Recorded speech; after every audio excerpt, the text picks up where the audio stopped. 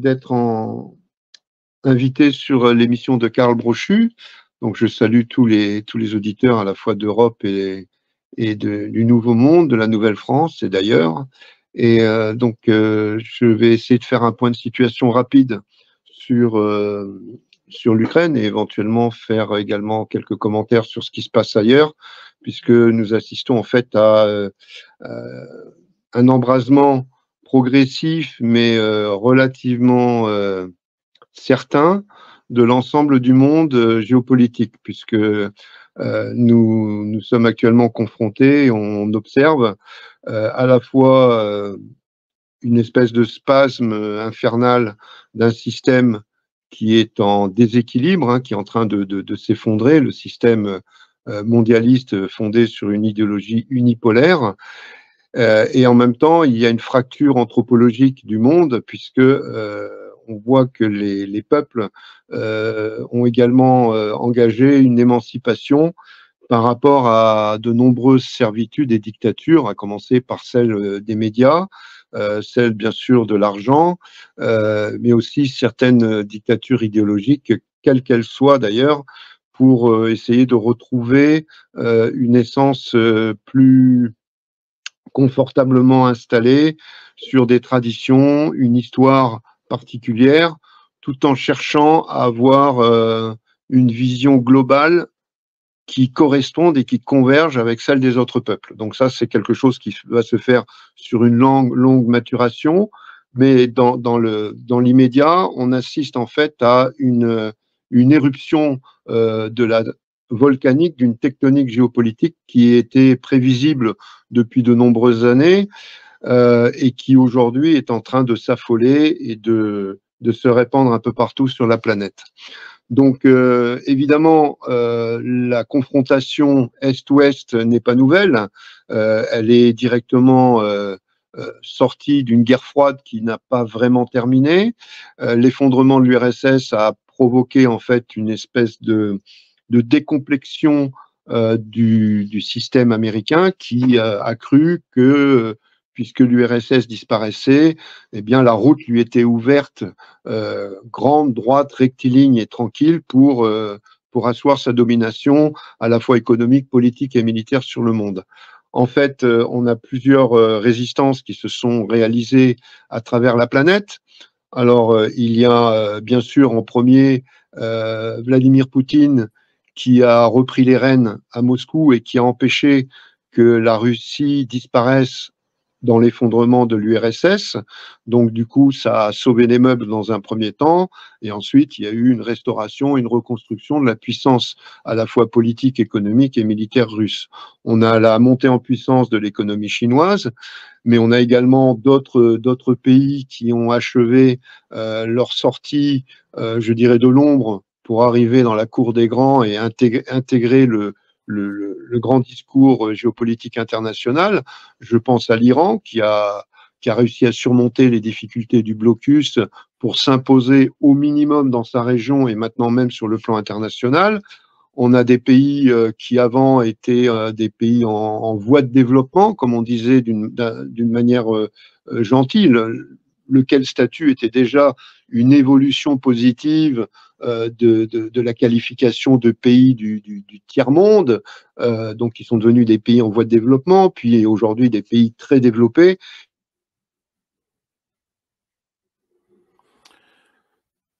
Pays très développés, on va recommencer à cet endroit-là. Comme on vous dit, on va avoir des problèmes tout au long de l'émission. On a des coupures de signaux, alors on va être patient. Erwan va revenir.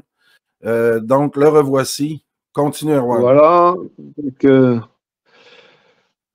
Donc oui, je disais qu'il y a d'autres pays émergents comme par exemple le Brésil, qui ont également aujourd'hui leur voix et leur poids dans le concert des nations. Donc cette frénésie du nouvel ordre mondial qui sent les choses lui échapper, ou en tout cas sa suprématie disparaître progressivement, ça s'est exprimé à travers une fuite en avant. Alors cette fuite en avant, elle s'exprime, elle se réalise d'une manière paroxysmique avec la crise ukrainienne. Donc en 2014, dans la suite des révolutions colorées précédentes, on a une opération de déstabilisation et de préemption du territoire ukrainien. Je ne vais pas revenir sur l'importance géostratégique de l'Ukraine, hein, qui est considérée depuis toujours comme le pivot stratégique de l'Europe, puisque c'est dans cette région en fait que des enjeux et des menaces ont été très rapidement définis depuis le 19e siècle et qui ont engendré différentes crises importantes, à commencer par la guerre de Crimée.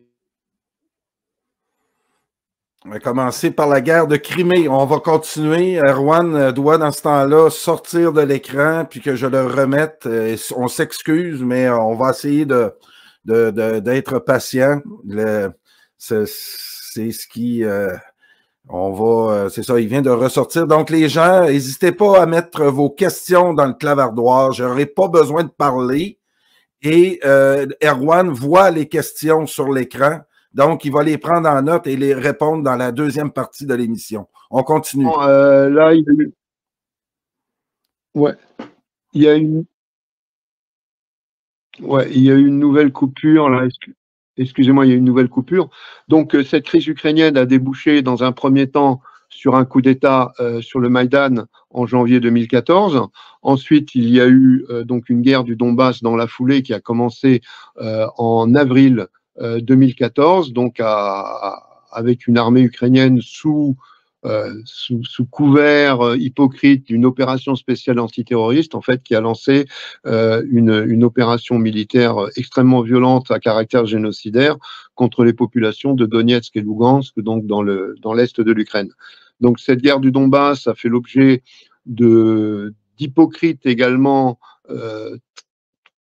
réunions internationales autour d'accords appelés accords de Minsk, Minsk 1 septembre 2014, Minsk 2 février 2015, pour lesquels, je rappelle, la France, l'Allemagne avaient été co-signataires et garantes normalement de l'application de ces accords de Minsk. Or, jamais ces accords de Minsk ont été appliqués au-delà de leur premier article. Donc, il n'y a jamais eu de cessez-le-feu. Il y a juste eu un déploiement d'observateurs de l'OSCE et une espèce de maintien très fluide, très ténu entre l'Ukraine et la Russie. Mais jamais, en fait, ces accords de Minsk vont être respectés. Pire que ça, ils vont être violés quotidiennement par les forces armées ukrainiennes. Il suffit de se référer au rapport de l'OSCE et ainsi qu'au rapport annuel de l'ONU en tous les mois de décembre. Donc, différentes commissions de l'ONU effectuent des rapports relatifs aux différents conflits dans le monde. Et sur le nombre des victimes, par exemple, on a les rapports officiels d'instances internationales qui montrent bien que les 80 à 90% des victimes de cette guerre du Donbass étaient des victimes côté des républiques séparatistes, donc de Donetsk et Lugansk, ce qui montre bien qui est l'agresseur. Donc cette fédération de Russie, après avoir maintes fois tenté de faire respecter les accords de Minsk, va une dernière fois proposer un accord international, alors non pas avec Kiev, qui n'est qu'un polichinelle et un larbin de la politique américaine, mais directement avec les États-Unis, donc un accord, un traité de sécurité européenne, donc pour essayer de calmer le jeu, de faire retomber la pression et de convenir finalement de l'application de principes internationaux. Là, on n'est pas dans l'idéologie ou dans des positionnements politiques particuliers, on est dans des principes internationalement reconnus. Et par exemple, la référence la plus communément expliquée pour définir et décrire et illustrer ces principes internationaux, c'est la fameuse crise des missiles de Cuba en 1962-63, ou une crise qui avait soi-disant failli nous amener à la Troisième Guerre mondiale, après l'installation des missiles soviétiques dans l'île de Cuba, laquelle installation était déjà une réponse à l'installation des missiles américains en Turquie. Ça, c'est aussi quelque chose qu'il ne faut pas oublier de mentionner. Donc, il y a eu une crise majeure. Khrouchtchev et JFK, à l'époque, ont convenu que, bon, il fallait calmer le jeu, retirer les missiles soviétiques de Cuba parce que il était impossible de concevoir qu'un adversaire économique, politique ou militaire potentiel puisse installer des bases stratégiques à portée de tir de l'espace national de l'autre. Donc ça, c'était effectivement le bon sens de l'époque, qui malheureusement n'a pas été respecté par l'OTAN, qui depuis la réunification allemande n'a cessé d'avancer vers les frontières russes. Donc Poutine a rappelé ça depuis le discours de Munich de 2007, plusieurs fois, jusqu'à même faire une première intervention militaire dans le nord de la Géorgie pour protéger l'Ossétie et l'Abkhazie. Ça n'a pas été entendu par l'oreille fanatique en fait de l'idéologie nord-américaine, et donc le dernier recours, hein, l'ultima ratio, ben, c'est l'intervention militaire, ce que la Russie a fait pour protéger les populations du Donbass et aussi empêcher que l'Ukraine intègre l'OTAN dans une politique idéologique russophobe complètement fanatique et hystérique. Donc ces opérations militaires russes ont été menées, je ne vais pas dire maladroitement, mais en tout cas peut-être un peu naïvement en 2022. On a vu que les forces armées ukrainiennes étaient depuis 8 ans extrêmement bien préparées, équipées, encadrées par les responsables de l'OTAN, avec des conseillers militaires, des conseillers en formation, des politiques, des stratégies d'équipement de plus en plus importantes en puissance et en nombre. Et donc, les forces russes ont été obligées finalement de varianter leur stratégie initiale. Et on a depuis, on va dire depuis septembre 2022, une ligne de front qui s'est stabilisée, qui fait à peu près 1000-1100 km, bon, un peu plus si on tient compte des frontières nord avec la Russie, où les territoires des régions de Belgorod essentiellement, mais aussi Koursk, sont régulièrement bombardés par les forces ukrainiennes. Donc on va considérer que c'est des extensions dans la profondeur, mais que ce ne sont pas vraiment des régions et des secteurs de la ligne de front en elle-même. Donc cette ligne de front va des frontières nord de la région de Kupiansk jusqu'aux frontières sud, donc au niveau de Kherson et la péninsule de Crimée. Donc cette guerre aujourd'hui est en train de changer complètement de phase, de rythme.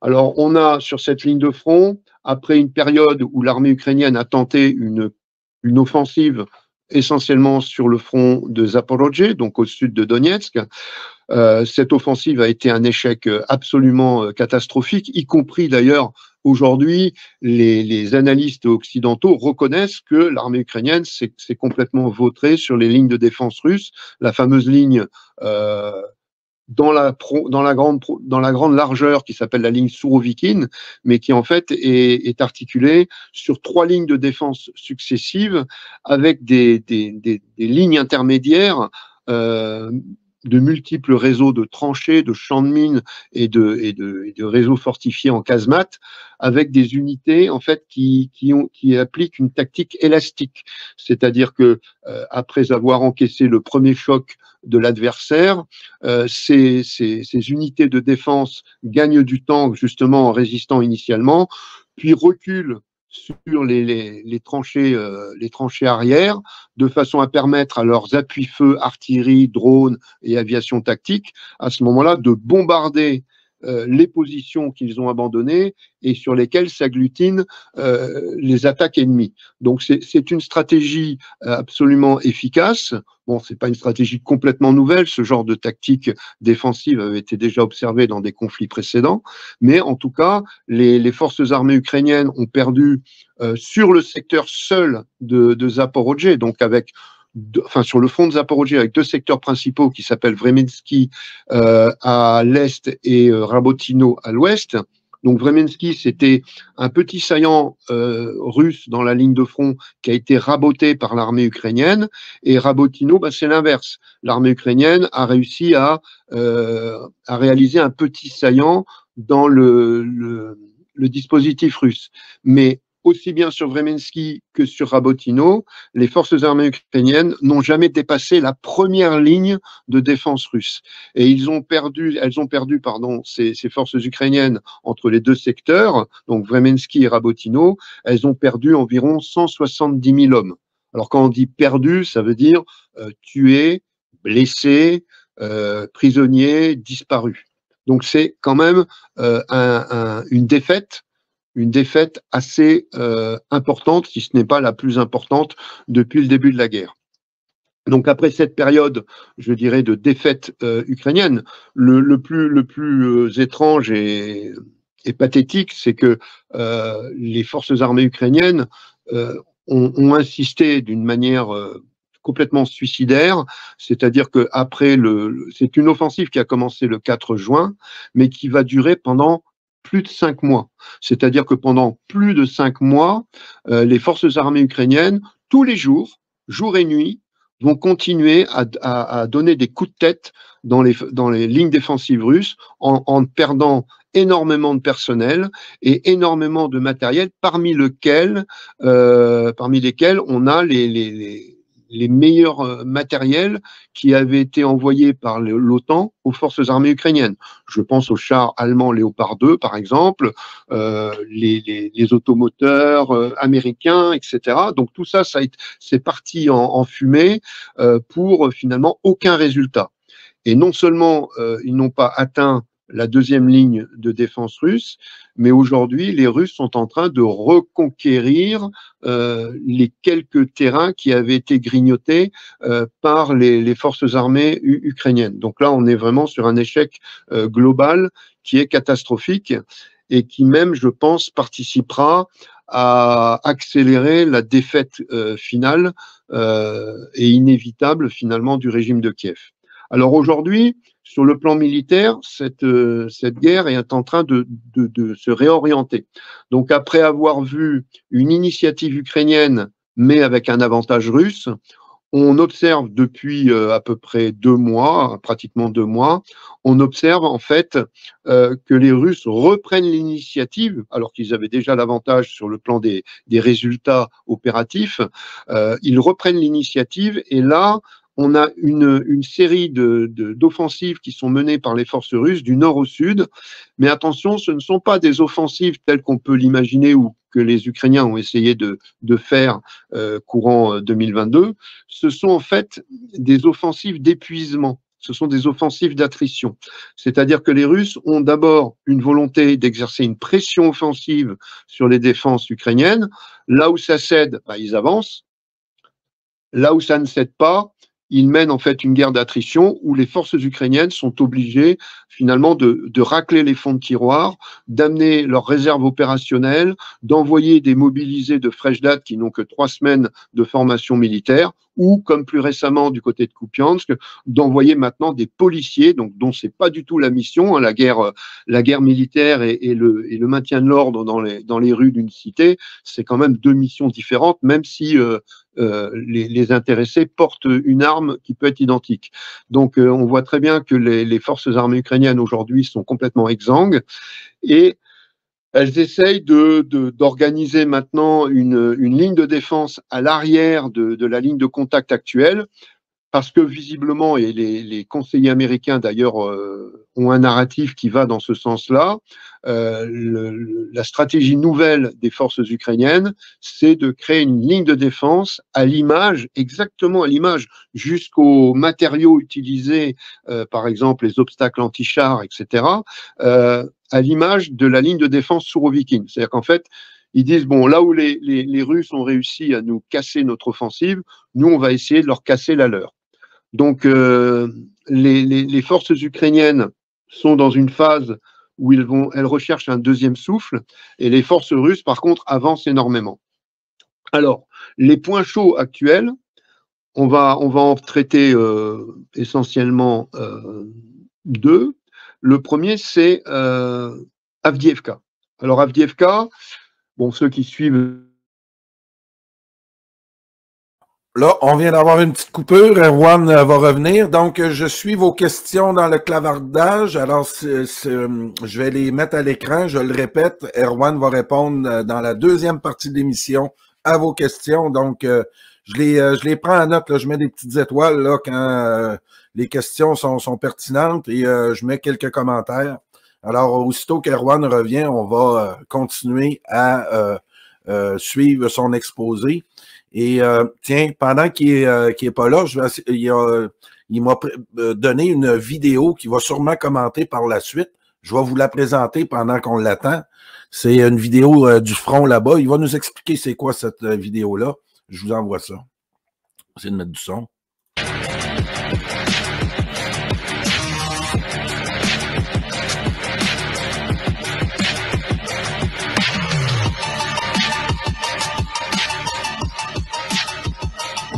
Il m'a parlé d'une usine là-bas, là, il va en parler tantôt.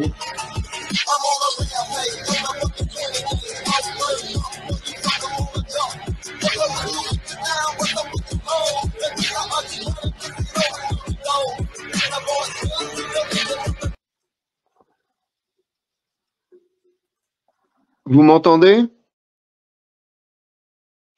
Donc, Avdiivka, c'est un... Là, j'entends... Non, il faut que tu coupes ton image au moins, Karl. Voilà. Donc, Avdiivka, c'est donc, excusez-moi de l'interruption, mais Karl vous avez prévenu. Avdiivka, donc, c'est une ville industrielle située au nord de Donetsk. C'est d'ailleurs une ville industrielle qui disposait de la plus grosse usine de coquerie, donc liée au charbon et l'industrie chimique connexe d'Europe. Hein, on est vraiment sur un monstre industriel de l'époque soviétique qui a d'ailleurs, c'est dans ce secteur qu'on trouve les galeries les plus profondes en Europe. Hein, c'est des galeries qui dépassent le kilomètre de profondeur au niveau de l'exploitation du charbon. C'est vraiment quelque chose d'énorme. L'usine est fortifiée, elle est construite dans du béton soviétique avec déjà une perspective d'être militarisée, puisque au moment de la construction de cette usine, nous sommes en pleine guerre froide. Et donc Avdiivka, c'est le bastion principal des forces armées ukrainiennes qui maintient en quelque sorte comme une clé de voûte, qui maintient la ligne ukrainienne devant Donetsk. Et c'est à partir des positions qui sont derrière Avdiivka que les forces armées ukrainiennes bombardent les populations civiles de Donetsk, de Yazinovataya, par exemple, ou de Makiivka. Donc, Avdiivka, c'est à la fois un objectif militaire, un objectif politique et un objectif stratégique humanitaire très important pour marquer finalement la victoire à venir des Russes. Ça passera obligatoirement par la libération d'Avdiivka. Donc, que se passe-t-il? Avdiivka, les Russes ont lancé une offensive sur Avdiivka le 10 octobre dernier. Donc, vous voyez, c'est pas hier. C'est une offensive très ambitieuse puisque Avdiivka est une zone fortifiée qui est organisée depuis plus de 10 ans. Alors, sur cette carte, vous avez au sud, je ne l'ai pas marqué hein, parce que j'ai fait un zoom sur la carte, au sud donc de Spartak, vous avez la ville de Donetsk. Avdiivka, vous voyez, donc, est dans le nord de Donetsk. Et autour d'Avdiivka, vous avez un certain nombre de villages. Donc, j'ai mis les principaux, hein, Stepové, Berditchi, Orlovka, Severnoye, etc. Ces villages sont en quelque sorte des points d'appui qui ont pour fonction à la fois d'offrir une résistance périphérique extérieure au bastion d'Avdiivka en lui-même, et en même temps, et surtout, je dirais aujourd'hui, dans le contexte de l'offensive russe, de protéger les lignes d'approvisionnement qui alimentent la garnison d'Avdiivka et tous ces points d'appui, bien sûr, en armement, en vivres, en médicaments, en munitions, et qui permettent aussi des rotations d'effectifs, l'évacuation des blessés, l'arrivée de nouvelles unités de renfort ou les rotations des unités au combat. Donc, c'est très important. Les lignes jaunes, là, on peut les diviser en trois secteurs. Une ligne d'approvisionnement nord qui descend, qui passe à Berditchy, qui ensuite arrive à Orlovka pour bifurquer sur Avdiivka. Une ligne d'approvisionnement ouest, qui également passe par Orlovka. Et enfin, une ligne d'approvisionnement sud, qui, elle, à partir de la région de Pervomaisk, remonte toujours par Orlovka en direction d'Avdiivka. Donc les forces russes ont fait d'abord une attaque frontale pour avancer ce qu'ils ont réussi à faire dans la partie est d'Avdiivka. Donc on voit très bien que tout le secteur, là où il y a marqué Krasnogorovka, eh bien les forces russes ont avancé vraiment quasiment jusqu'aux lisières urbaines du bastion ukrainien. Et également au sud, on voit qu'il y a eu des avancées assez significatives, puisque la zone industrielle de Promka, que je connais bien, puisque j'y ai servi sur le front pendant 4 ans, également au niveau de l'aéroport de Donetsk, donc entre Vodiane et Spartak, on voit très bien, c'est les zones que vous avez en rouge-brun. Donc là, on voit les zones qui ont été conquises par les forces russes. Et après, les forces russes ont rencontré d'énormes résistances. Pourquoi? Parce que c'est un réseau défensif ukro-atlantiste qui est absolument monstrueux, enterré avec des lignes de bunkers, des tranchées qui n'en finissent plus, des zones minées en profondeur et d'une manière très dense. Et surtout, on a un territoire qui n'est pas montagneux, qui n'est pas boisé. C'est un territoire, c'est un peu la steppe qui est ouverte un peu à tous les vents. Et donc, c'est très difficile dans cet environnement-là d'essayer de rechercher un effet de surprise, parce que l'effet de surprise reste malgré tout la clé des victoires tactiques. Donc, on a beaucoup de difficultés, avec également une omniprésence très très dense. C'est peut-être l'endroit du front où il y a la plus grosse densité de drones. Alors quand je parle des drones, je parle à la fois des drones d'observation, mais également des drones d'attaque. Donc les drones d'observation, justement, repèrent le moindre fantassin dès qu'il montre le bout de son nez. Et ensuite, les drones d'attaque arrivent en meute, guidés jusque précisément sur les objectifs. On voit régulièrement des vidéos qui interviennent, donc des vidéos ukrainiennes qui montrent des véhicules russes qui se font shooter par des drones d'attaque kamikazes, mais des vidéos russes également qui montrent des drones d'attaque venir carrément rentrer par la petite porte ou la petite meurtrière des casemates ou des maisons fortifiées. Donc on a affaire à une arme qui révolutionne réellement le champ de bataille et qui en plus, dans le contexte économique du coût des guerres modernes, est quand même assez intéressante et rentable, puisque je rappellerai, je donnerai par exemple comme comparaison, un obus d'artillerie de 155 mm. Il faut savoir que les Ukrainiens aujourd'hui, 90% de leur parc d'artillerie, c'est du 155 mm de l'OTAN.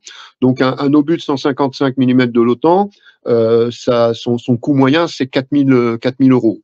Bon, ça peut aller jusqu'à 8 000 euros pour les obus spécialisés, c'est-à-dire les obus à fragmentation, à sous-munition ou les obus guidés. Mais le prix moyen d'un obus de 155 mm, c'est 4 000 euros. Le prix moyen d'un drone, ce qu'on appelle les drones FPV, donc les petits drones quadracoptères ou les petits drones avioniques qui sont guidés dans l'échelon tactique jusqu'à un objectif précis, c'est 700, 800, 1000, ça dépasse rarement les 1000 euros. Donc vous voyez déjà que le drone est moins cher, largement moins cher que l'obus. Et en plus, il a une efficacité beaucoup plus précise, beaucoup plus importante. C'est-à-dire que un objectif donné, par exemple un char ou une casemate, il va falloir peut-être, je ne sais pas moi, 7, 8 obus de 155 mm pour l'atteindre d'une manière efficace, tandis qu'avec un drone, vous pouvez le percuter dès la première attaque. Donc les drones offrent finalement, c'est un peu l'artillerie du pauvre, l'aviation du pauvre, c'est une espèce de mélange de plein de choses, mais avec des qualités de sniper. Donc on est vraiment sur une révolution dans l'art opératif qui est apportée par le drone, à la fois le drone d'observation pour la composante renseignement et le drone d'attaque avec donc ces fameux drones kamikazes, larguer des grenades au-dessus des tranchées, larguer des petits obus d'artillerie légers ou des choses comme ça. Donc on est quand même sur un combat de très haute intensité et qui aujourd'hui, à cause de ces drones, se réalise maintenant dans les 3 dimensions du champ de bataille. Avant, la 3e dimension, la dimension aérienne, si vous préférez, c'était un peu le domaine réservé des spécialistes. Il fallait être aviateur. Les quelques drones qui étaient présents, c'était des drones stratégiques d'observation de haute altitude, etc. Donc, c'était quand même un domaine réservé. Aujourd'hui, le simple fantassin de base, il ouvre son sac à dos, il sort un quadracoptère et 5 minutes après, il a des renseignements sur des positions ennemies qui sont à 3-4 km de la sienne. Donc, les drones d'attaque, c'est pareil.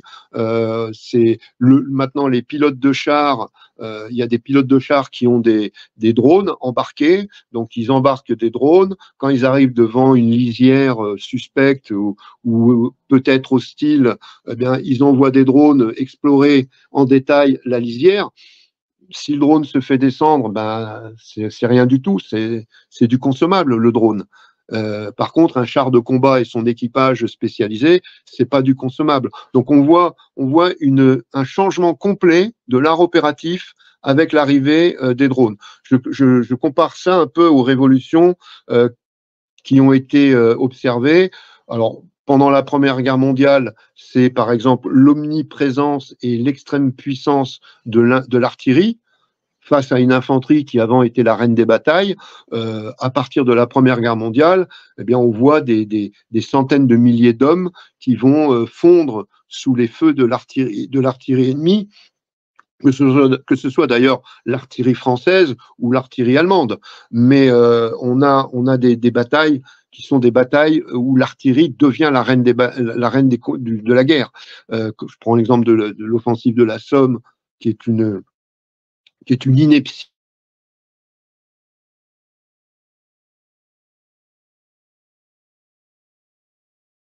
de soldats britanniques et français. Donc, aujourd'hui, la révolution, c'est les drones. De même que pendant la Deuxième Guerre mondiale, la révolution, ça a été les blindés dans leur mission allemande, c'est-à-dire des masses de blindés, plusieurs dizaines, voire plusieurs centaines de blindés. Les soviétiques vont faire la même chose de leur côté. Et donc là aussi, ça va quelque part révolutionner l'art de la guerre. Donc aujourd'hui, l'artillerie reste quand même un élément très important.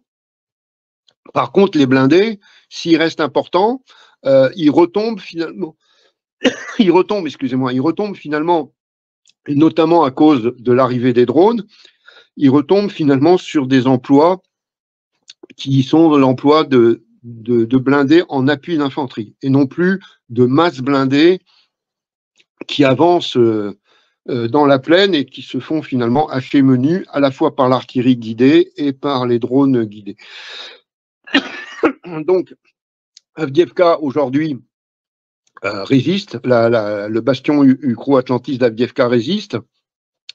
On a quand même deux points d'appui qui sont sur le point de tomber, donc Stepové au nord et puis Pervomaïsk au sud, hein, où il y a eu des très très gros progrès russes la semaine dernière. Donc lorsque ces deux points d'appui vont tomber, on aura donc une menace directe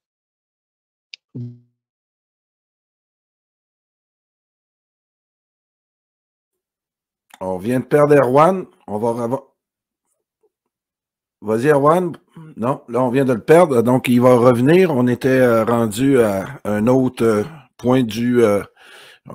Donc, la vidéo aussi, que Erwan doit sortir du studio et revenir parce que ça coupe. Ah, voilà, il est de retour. Continue, Erwan. Ouais, ça y est, je reviens. Voilà, excusez-moi, encore une petite interruption, 1000 pardons. Donc, je disais, oui, on a des progrès russes assez significatifs, même s'ils n'ont pas acquis leurs objectifs encore d'une manière totale, à la fois au nord d'Avdiivka sur Stepové et au sud-ouest d'Avdiivka, non, c'est la carte précédente, camarade, et au sud-ouest d'Avdiivka sur Pervomaïsk. Donc voilà, donc là, c'est les deux flèches que j'ai montrées au nord et au sud. Alors, Stepové, excusez-moi, Stepové, c'est le village qui est vraiment en limite de carte au nord. Et ensuite, Pervomaïsk, c'est là où la semaine dernière, il y a eu les grosses avancées des forces russes. Lorsque ces deux villages, Stepové et Pervomaïsk, seront tombés, on voit que l'étape suivante concerne les lignes d'approvisionnement nord et sud. Donc, le jour où les lignes d'approvisionnement nord et sud vont s'arrêter, ça sera très difficile pour les Ukrainiens, en fait, d'approvisionner en flux tendu, parce qu'il y a une grosse consommation de munitions qui est faite actuellement sur Avdiivka. Ce sera très difficile pour eux d'approvisionner suffisamment leurs unités au combat avec les munitions minimum en infanterie, en munitions légères d'infanterie ou en munitions lourdes d'artillerie. D'ailleurs, dans tout le secteur sud, dans tout le flanc sud d'Avdiivka, il y a énormément de comptes rendus interceptés des forces armées ukrainiennes qui sont affolées parce qu'elles n'ont plus assez d'obus suffisants. Elles sont obligées de se limiter à une dizaine d'obus par jour, alors qu'il faudrait une consommation quasiment 10 fois supérieure minimum. Donc, c'est compliqué pour eux de tenir le rythme de la consommation logistique.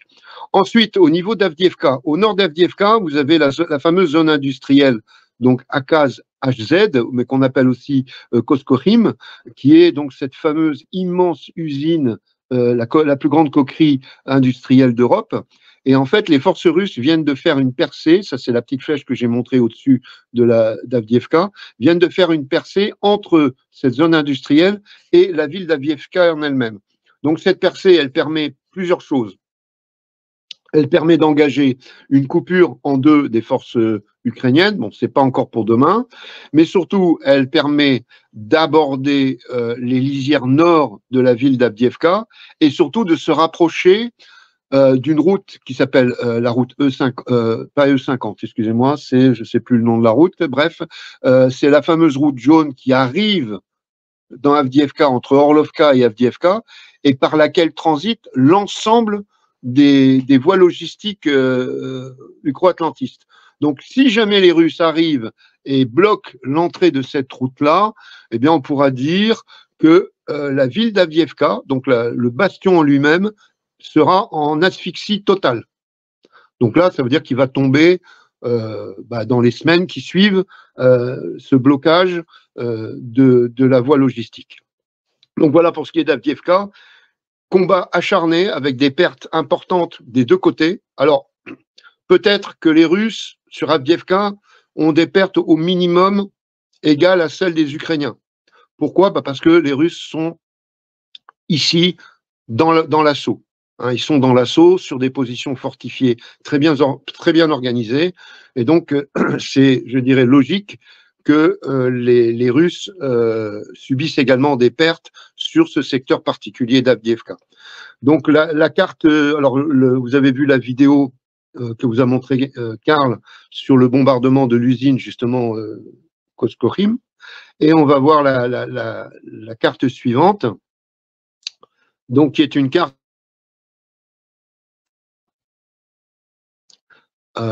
c'est la carte donc sur Marinka. C'est celle que tu montrais juste précédemment, Karl.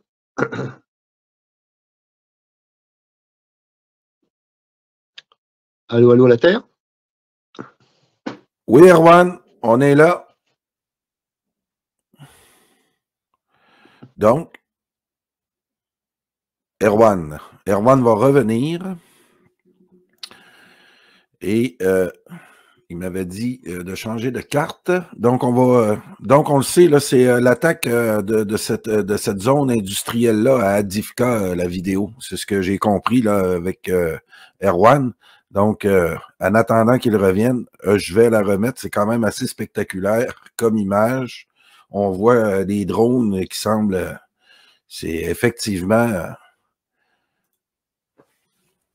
très intéressant. Donc, on va reprendre avec Erwan. Vas-y, Erwan. Ouais, donc là c'est la fameuse grande usine. Donc, on voit que voilà, c'est une usine qui fait plusieurs kilomètres. Voilà, c'est une usine immense qu'on voit ici bombardée par les forces russes qui se sont emparées très rapidement d'un grand terril qui surplombe l'usine. Et cette usine, en fait, elle est entièrement organisée aujourd'hui, un peu comme l'usine de Mariupol, l'usine Azovstal à Mariupol. Et bien là, on a une usine exactement identique qui est organisée en bunker avec évidemment des bâtiments bétonnés extrêmement solides, mais également des dépôts et des tunnels souterrains.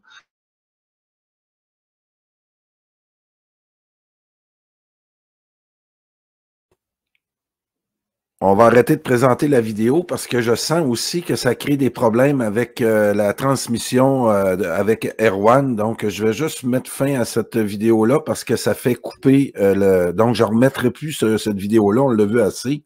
Donc, je vais revenir à la carte, puis on va... voilà de retour, Erwan. Continue, Erwan. Il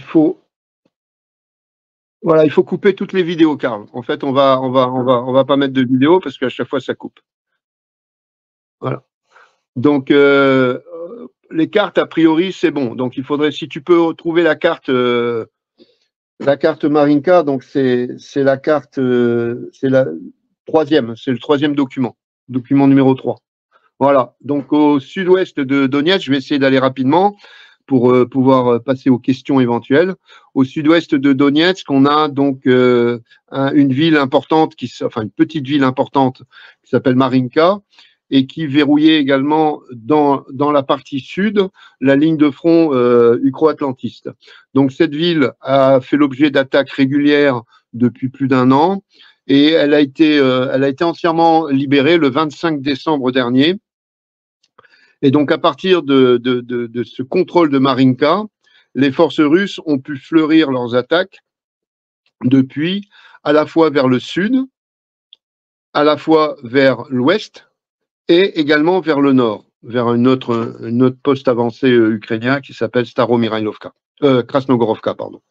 Donc les forces russes ont avancé d'une manière assez importante jusqu'aux abords d'un petit point d'appui qui s'appelle Pobeda.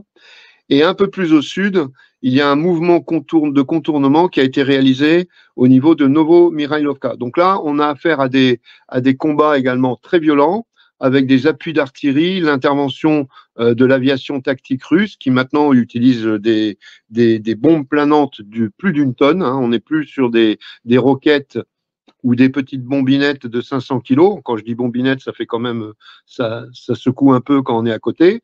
Mais là, les Russes sont passés, je dirais, à la vitesse supérieure et ont réussi à adapter des voilures et des modules de guidage sur des bombes alors la bombe au total fait 1,5 tonne, mais elle emporte 1 tonne de charge utile. Donc, je m'explique. Sur le front, on a une très forte densité d'armement antiaérien. Alors, ça va du Stinger, d'une Stinger, donc le tube d'épaule qui lance un missile avec quand même une portée de plus de 3 km contre des aéronefs adverses. Et ça va bien sûr au système Patriot, qui doit être un des systèmes les plus modernes disposés par l'armée ukrainienne, et donc qui lui également peut engager des aéronefs russes et verrouiller un espace aérien. Donc du coup, lorsqu'on parle de supériorité de l'aviation russe, il faut bien préciser que supériorité n'est pas suprématie aérienne. La suprématie aérienne, c'est quand vous avez verrouillé intégralement 100% du ciel de la zone des combats ou du théâtre d'opération. C'est ce qu'on voit par exemple dans les guerres asymétriques jusqu'à l'Afghanistan, où effectivement, l'Afghanistan, on a vu les Moudjahidines équipés par les Américains avec des Stinger, des lance-missiles d'épaule, et pour finalement intervenir dans un espace aérien où il n'avait aucun aéronef à proposer. Donc l'aviation russe a eu des pertes. Il y a eu des pertes au niveau des hélicoptères, des pertes au niveau des Sukhoi 25, tant et si bien que rapidement, les ordres ont été donnés à l'aviation tactique russe de ne pas intervenir dans la profondeur du champ de bataille. Donc, ils interviennent vraiment sur la limite de la ligne de contact. Ils font des petites pénétrations basse altitude très éphémères et rapides, justement pour surprendre les éventuelles armes défensives antiaériennes qui pourraient s'y trouver. Mais en tout cas, ils ne font plus des missions, des pénétrations de longue durée, lointaines et repérables et qu'on peut anticiper dans l'espace aérien ukrainien. Ça, c'est plutôt réservé aux missiles de croisière et justement aux drones.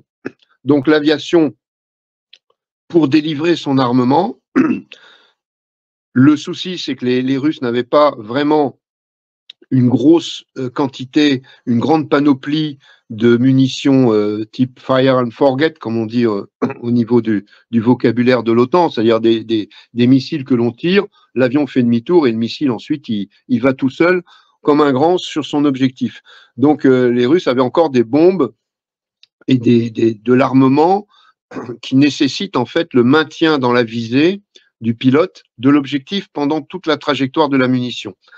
Donc ces bombes, aujourd'hui, ont été modifiées, notamment les bombes, ce qu'on appelle la famille des FAB, FAB, donc on a les FAB 500, les FAB 1000, les FAB 1500, etc. Je crois que ça peut même monter jusqu'à 2000 ou 3000. Donc pour le moment, les Russes ont modifié les petits poids de leurs munitions, de leurs bombes aériennes, notamment les FAB 100, 500 et 1500, de façon à ce qu'elles puissent être larguées au-dessus de l'espace sécurisé contrôlé par les Russes et ensuite traverser en fait toute la zone délicate et vulnérable et pour arriver avec précision quand même sur leur cible. Donc ce sont ces bombes planantes, ces bombes volantes qui aujourd'hui fournissent l'appui le plus massif et destructeur aux opérations terrestres russes, en plus de l'artillerie. Donc cette région de Marinka va également permettre aux forces russes de repousser les forces ukrainiennes plus loin de l'espace citadin de Donetsk. Alors, ça va fortement diminuer, bien sûr, les bombardements, puisque vous vous en doutez, l'artillerie est jamais située sur la ligne de contact, mais toujours à l'arrière de la ligne de contact. Et donc, on va avoir des portées d'artillerie qui vont devenir très compliquées pour les Ukrainiens à leur permettre de frapper le cœur de Donetsk. Donc, il y aura toujours des bombardements, je pense malheureusement, des civils de Donetsk pendant pas mal de temps, puisque les forces armées ukrainiennes disposent quand même de systèmes d'artillerie ayant des portées assez importantes. Quand je dis assez importantes, c'est-à-dire qui dépassent les 50 km, les 70 km, voire plus. Je donnerai pour exemple les bombardements criminels qui ont eu lieu sur Belgorod. Donc Belgorod, c'est une ville russe située au nord de Kharkov. C'est donc au-dessus, là on est dans le nord du front. Hein. Belgorod est situé à 40 km de la frontière avec l'Ukraine. Les Ukrainiens, je crois, le 29 et le 30 décembre, ont réalisé 2 jours de bombardement dans le centre-ville de Belgorod où il n'y a aucun objectif militaire, ni même industriel, qui pourrait intéresser la stratégie militaire de Kiev. Donc c'est un bombardement terroriste qui a tué plus de 20 personnes, 25 tués je crois et une cinquantaine de blessés.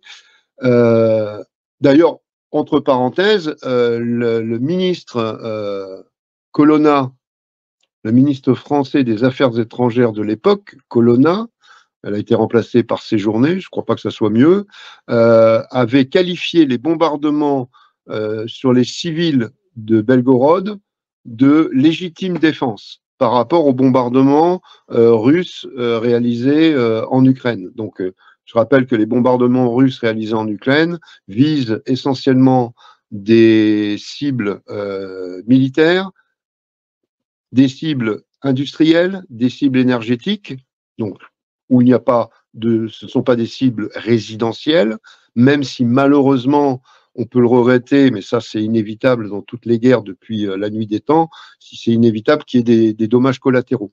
Mais en tout cas, il n'y a pas de tuerie ou de massacre de civils intentionnels. Ce qui n'est pas le cas à Belgorod. D'ailleurs, Belgorod, les ukro-atlantistes ont tiré sur Belgorod avec des systèmes d'armes tchèques, donc qui sont des RM-70, c'est l'équivalent du Grad russe, donc le BM-21 russe, mais modifié, occidentalisé, avec des roquettes plus puissantes qui peuvent tirer à 70 km de distance. Et les roquettes qui ont été utilisées lors des bombardements de Belgorod étaient des roquettes à sous-munitions. Donc, c'est-à-dire à des roquettes avec un mode de dispersion antipersonnel qui ne sont pas là pour détruire des objectifs particuliers solides, mais pour répandre en fait la mort dans un rayon maximum. Donc, ces deux modes militaires qui sont complètement différents. L'un est un mode opératif qui correspond à des cibles désignées et légitimes, et l'autre est juste un mode terroriste qui consiste juste à faire le maximum de pertes parmi les civils. Donc, les pertes civiles qui ont lieu, comme je le disais, malheureusement dans les villes ukrainiennes, elles sont infimes par rapport aux pertes civiles qui sont du côté russe. On est un peu dans la même proportion que celle que j'évoquais tout à l'heure avec les rapports de l'ONU concernant la guerre du Donbass, puisque les rapports de l'ONU concernant les deux dernières années, donc 2022 et 2023, font état de 8000 civils tués depuis 2 ans, donc de combats intenses en Ukraine, entre les Russes et les Ukrainiens, 8000 civils tués, mais il faut savoir que plus de 7000 civils, 7100 et quelques, je ne sais plus, excusez-moi, je n'ai pas les chiffres précis en tête, mais ce que je vous donne, c'est un ordre d'idée qui peut être vérifié d'ailleurs sur les rapports officiels des instances internationales. Plus de 7000 civils ont été tués du côté russe. Donc ça veut dire que côté ukrainien, on a malheureusement des pertes civiles, mais dans une proportion complètement différente de celles qui sont vécues du côté des territoires contrôlés par les Russes. Ensuite, par rapport à ces pertes civiles côté ukrainien, il faut également différencier les pertes civiles, donc dommages collatéraux, qui sont dus à des munitions russes, donc une munition russe qui tape une centrale électrique, par exemple, ou une usine ou un hôtel où résident des mercenaires de la Légion internationale pour l'Ukraine. Donc je prends cet exemple-là précis puisque la ville de Kharkov a été frappée sur 2 hôtels. Un, c'était le Kharkiv Palace, et l'autre, c'était, je ne sais plus comment il s'appelle, l'autre hôtel. Un autre hôtel au centre de Kharkov qui avait été réquisitionné pour servir de casernement à la fois à des unités de police ukrainiennes et à des unités de mercenaires occidentaux qui œuvrent sur le front sous l'étiquette ou sous le blason de la Légion internationale des volontaires pour la défense de l'Ukraine. Voilà, ce qu'on appelle plus simplement la Légion ukrainienne. Donc ces hôtels, évidemment, il y avait certainement du personnel civil dedans. Alors, les bombardements russes se font la nuit justement pour éviter au maximum ce genre de dommages collatéraux, parce que bon, les serveurs et les grooms et les personnels d'entretien et les barman, ils bossent pas normalement à 2 heures du matin. Hein. Donc déjà, le fait de frapper ces cibles militarisées à des heures au milieu de la nuit, déjà, c'est aussi pour limiter les pertes collatérales. Mais ça ne les empêche pas pour autant. Donc, effectivement, il y a quelques pertes collatérales qui sont dues aux tirs russes. Ça, malheureusement, on ne pourra pas l'éviter. Et ensuite, il ne faut pas oublier que la majorité des pertes collatérales sont dues, en fait, à des missiles antiaériens ukrainiens qui éclatent, alors en touchant ou en ne touchant pas leur cible, qui éclatent au-dessus des zones résidentielles ou qui retombent après avoir loupé leur cible russe, que ce soit un drone ou un missile hypersonique, qui retombe dans une zone résidentielle. On a des vidéos faites par des blogueurs ukrainiens qui montrent très bien ce que j'essaye de vous expliquer. C'est-à-dire qu'on voit effectivement des objets qui tombent sur des immeubles à Kiev. Je prends l'exemple de Kiev, qui tombent sur des immeubles à Kiev. Alors, il y a un objet qui a été présenté par LCI, alors d'une manière on ne peut plus ridicule, c'est vraiment prendre les gens pour des cons, excusez-moi la grossièreté, mais LCI, pour illustrer un bombardement criminel russe sur Kiev, nous montre la vidéo d'un missile russe qui arrive sur un bâtiment résidentiel à Kiev, mais le missile est en feu. Le missile est en feu. Ça veut dire quoi? Ça veut dire que c'est un missile qui a été intercepté par la défense antiaérienne ukrainienne et qui a dévié de sa trajectoire et qui s'est craché au sol. Donc voilà, ou alors il y a d'autres vidéos qui ont circulé toujours sur les derniers bombardements de Kiev, je crois qu'ils ont fait une trentaine de morts parmi la population.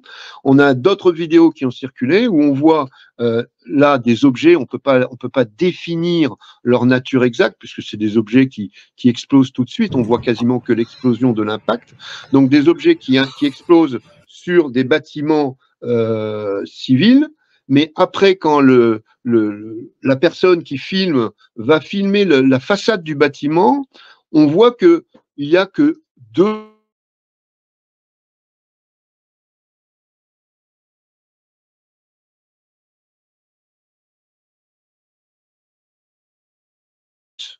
donc les missiles, par exemple, ou Iskander, c'est pas du tout les mêmes destructions. Quand un Kinjal, il frappe un immeuble, je vais dire l'immeuble minimum, il est décapité, il est coupé en deux ou carrément il s'effondre par terre.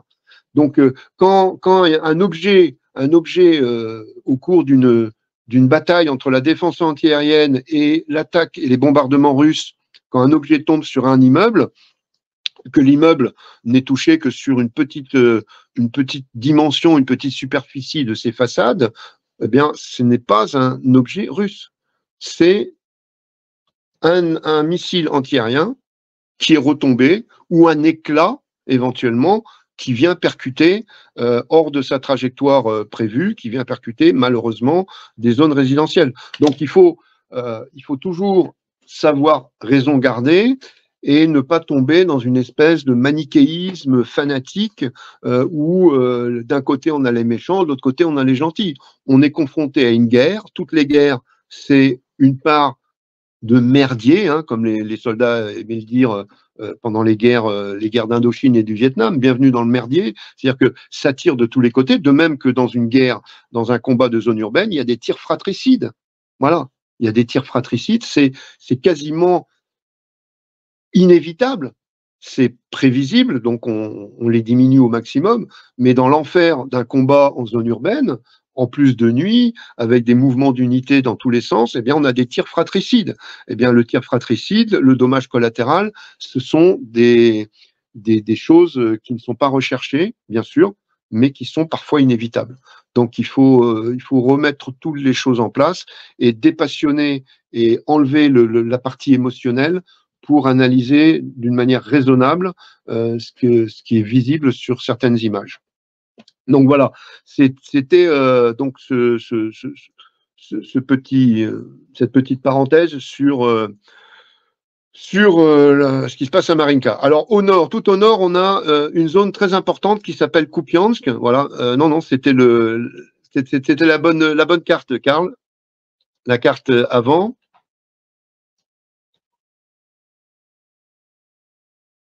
On peut faire ça là, reste sur celle. Voilà, là, ok, Kupiansk. Donc Kupiansk, là, c'est dans la zone nord. Donc c'est une ville qui avait été d'abord prise par les Russes.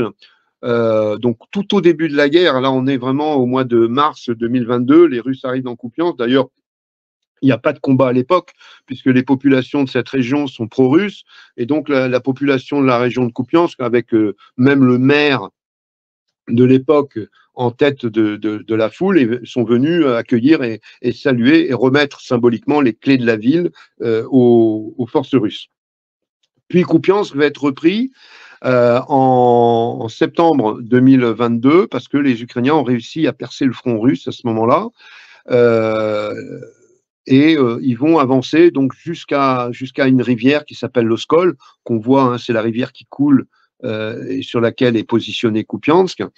Et donc cette ville redevient sous contrôle ukrainien à partir de septembre donc 2022. Mais c'est une ville très importante. Pourquoi?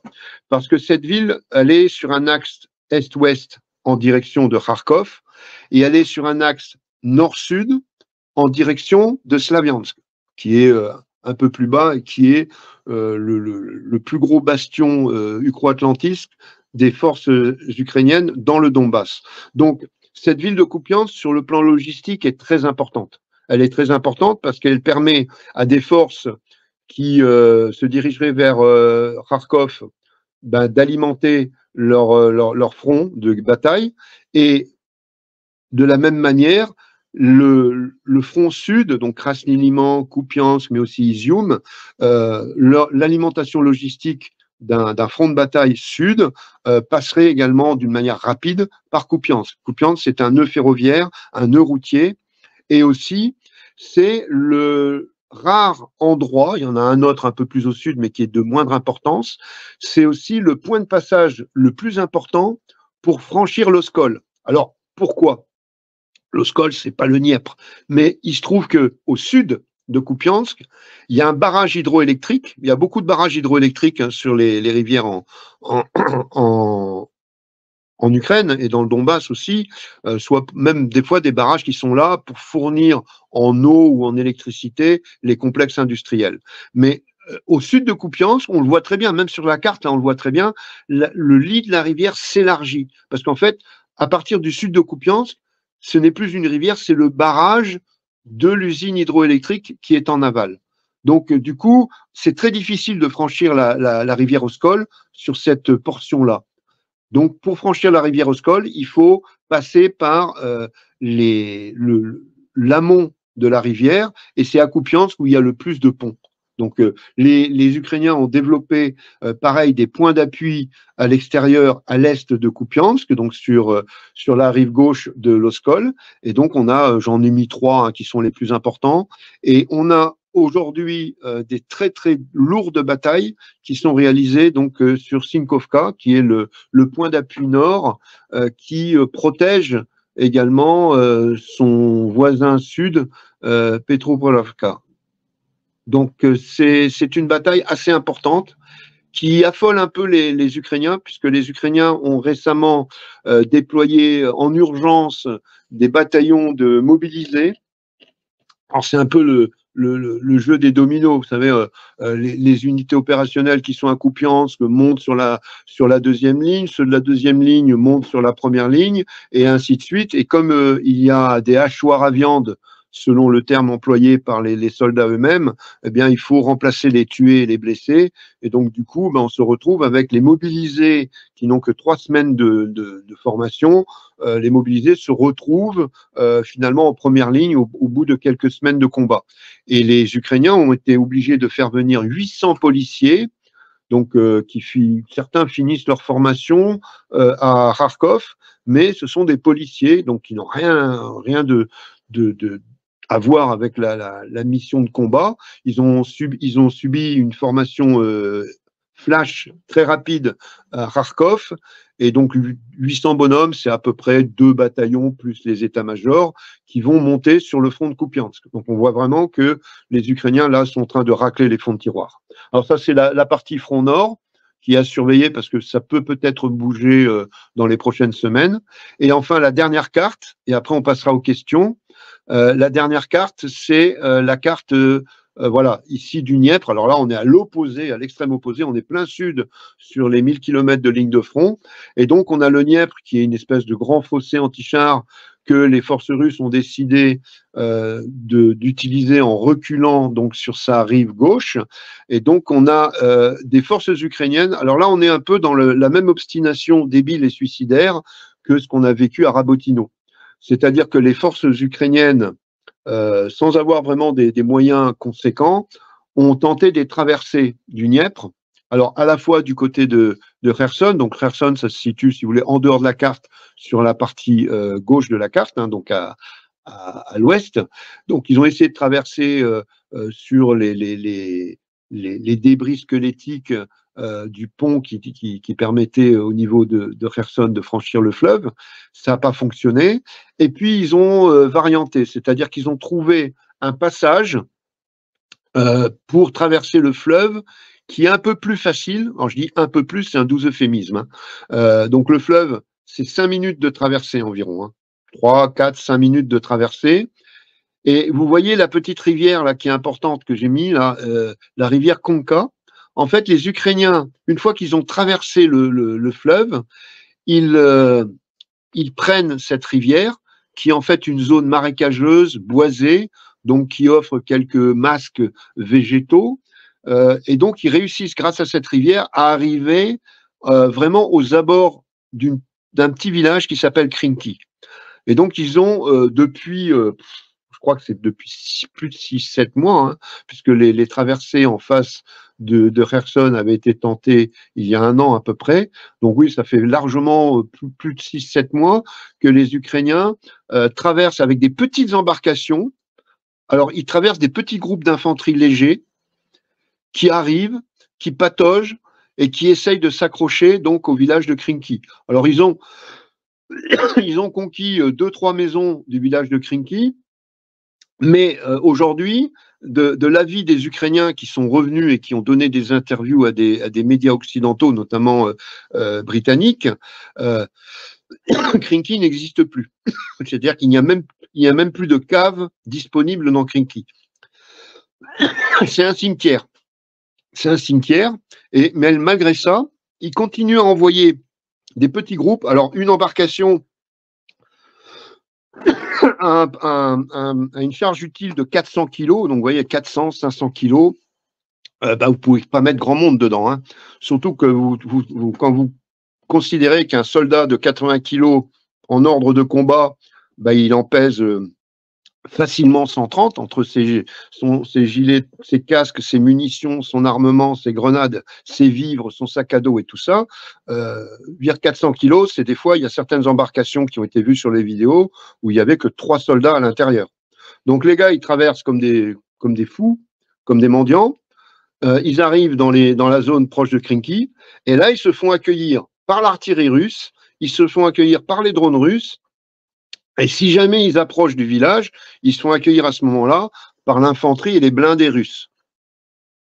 Donc, on estime que 70% des unités, donc des groupes d'infanterie légers, qui traversent le Dniepr pour arriver à Krinky, 70% périssent, sont tués ou blessés pendant la traversée et le débarquement. C'est-à-dire que vraiment, on est vraiment sur un hachoir à viande, de nouveau, hein, pour reprendre l'expression qui existe depuis la bataille d'Artemovsk. On est vraiment sur un hachoir à viande, mais au goutte à goutte. Alors, autant à Rabotino, c'était des compagnies complètes qui venaient se faire exploser.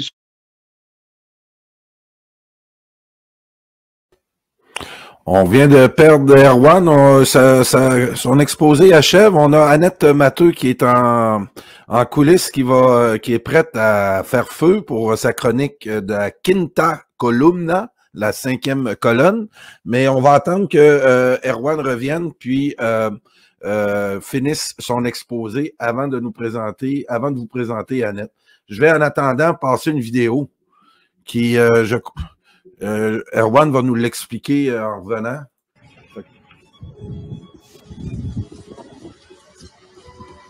La réalité de la guerre.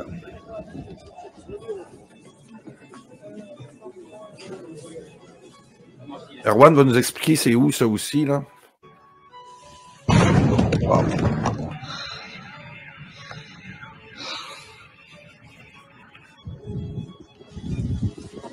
Je vais juste... Et ce qui parlait aussi là, des opérations des Ukrainiens là, dans la rivière Dniepr, là, on voit ça depuis au moins un an. Là. C'est des commandos suicides. On envoie ça un après l'autre. Les gars le savent, là, au bord en Ukraine, là, qui servent de chair à canon. Et c'est triste de voir ça. On compatit beaucoup avec la population ukrainienne qui est prise en otage par le régime de Zelensky et l'anglosphère. On retourne avec Erwan. Vas-y, Erwan.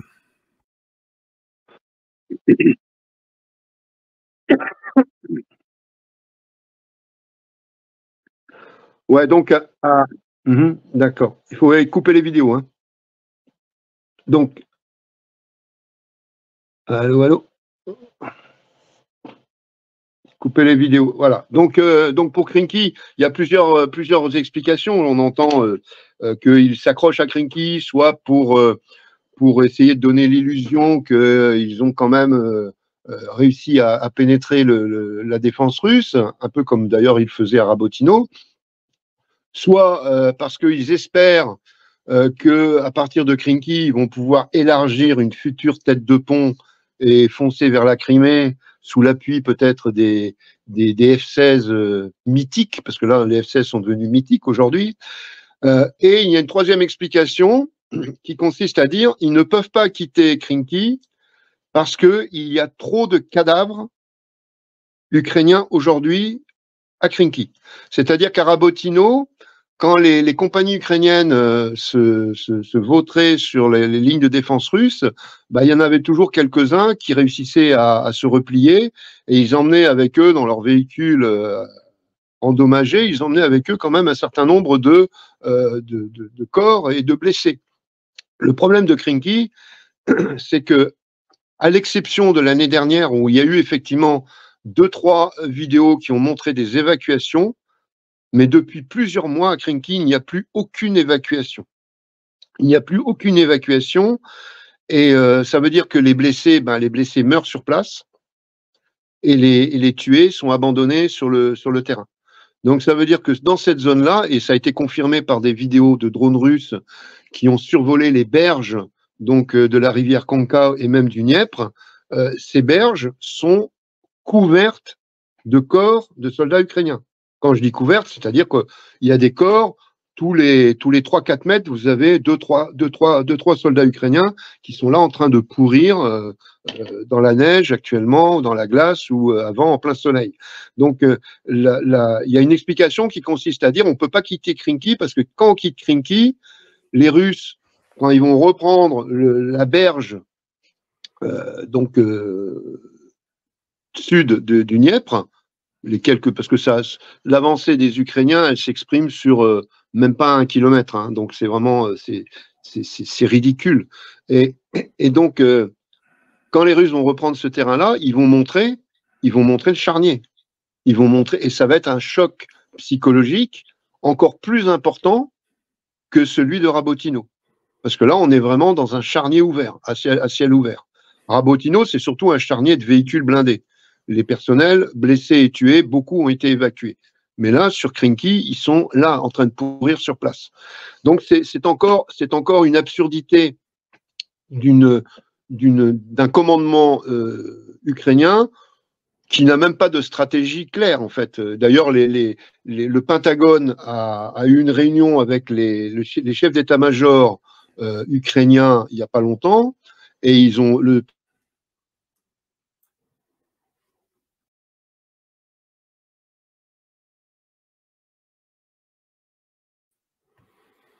On a perdu Erwan. On va attendre encore. Il n'y avait pas tout à fait fini. Comme j'ai dit, Annette est prête, mais Erwan va revenir. Il vient de requitter. Et on va terminer cette première partie d'entrevue-là avec Erwan Castel sur le front ukrainien. Par la suite, on va avoir une petite chronique. Ah, le retour pour qu'il termine. Vas-y, termine, Erwan. Voilà. Donc, je vais terminer rapidement. Il faut que tu coupes ta vidéo. Il faut couper la vidéo, Karl. Donc, le Pentagone a demandé à l'armée ukrainienne d'avoir une stratégie claire, enfin définie, pour permettre de continuer une certaine collaboration. Donc là, je vais arrêter ici le point de situation militaire et je vais essayer de répondre aux questions. Donc, par Parfait, contre, Erwan. pour que je retrouve les Oui. Alors, on va donner un petit commentaires. Alors voilà, je les ai les commentaires. Donc, oui. Je regarde s'il y a des questions particulières. Peut-être tu en as repéré. Oui. Je vais couper Erwan là pour il va revenir, Erwan, dans une vingtaine de minutes. Je vais lui donner une pause. Il va avoir le temps de regarder les commentaires, prendre les questions. Donc, c'est le temps là d'écrire dans le clavardage les questions que vous voulez poser à Erwan. Erwan les voit, ces questions-là. Donc, il va les écrire et il va nous revenir dans une vingtaine de minutes, répondre à ces questions-là. Et bien sûr, on va avoir l'analyse de Erwan aussi concernant le Proche-Orient.